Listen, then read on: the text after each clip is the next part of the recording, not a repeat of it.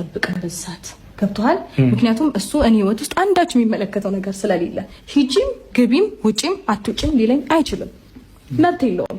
ገብቷል ነገር ግን አሁን አሳማኝ ነገር አቅርቢልኝ ብትለኝ ራሱ ፋሚሊ የመጨነቁ ብቻ በቂ እኮ ነው ፋሚሊ ማየት መፈለግ እኮ በቂ ነው አንቺ ብትፈልጊ ማለት ነው ሳትነግሪ እኮ ሄጃለሁ እንዲ ቦታ ማለት ትቺ ነበር ስሮ ተገጋይ በልጄን ይዞ ጠፋች ብሎ ስሜን እንዲያጠፋው ሰው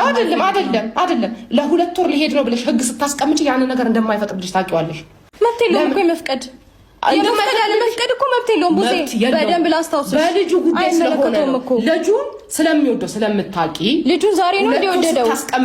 ዛሬ ነበር ሲወለድ ነው እንዴ ልጁ መውደድ የተጀመረው አንቺ ዘመንሽን ባለፈ ታሪክ መኖር ነው የምትፈልጊው አይ ላይክ በጣም አክት እያደረጋችሁ ስለሆነ ነው ለምንድን ነው ግን ካንቺ ከኔ ጋር እንደዚህ ክርክር የምትገጥመው ክርክር አይደለም አነጋገርሽ ትክክል ስላልሆነ ነው ገብቶሻል አንቺ ትክክል ነሽ ለአንቺም እኮ ሌላ ነገር አስበሽ ነው እያልሽኝ ነው ገባሽ ማረፍ እፈልጋለሁ እያልኩሽ በግልጽ እየተናገርኩኝ ሌላ ነገር አስበሽ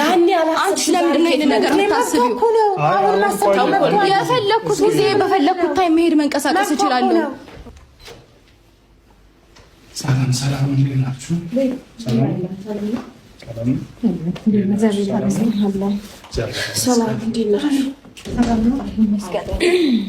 ሰላም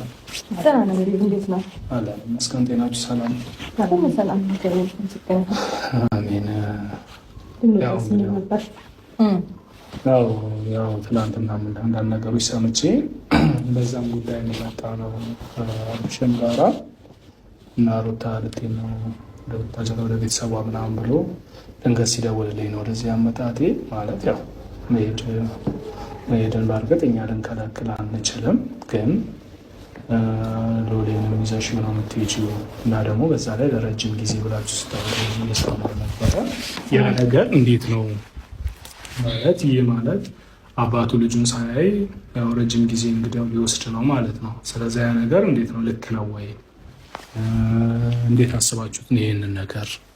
ያንን መጠየቅ ፈልጌ ነው ከነሱ ያው ድንገት ሲደውልልኝ ሐሳቡ እንዴት ነው ምናምን ምንድነው ምናምን ስለው እንደዚህ ነው በቃ ወደ ቡታጀራ ልትሄድ ነው